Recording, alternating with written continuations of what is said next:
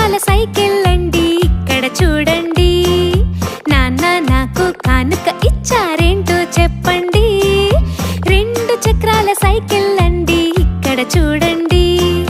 కన్నమ్మ నీకు బండి నడపడం తెలుసునా? ఇక్కడ చూడు మేము ఎలా ఈ బండిని నడిపాము.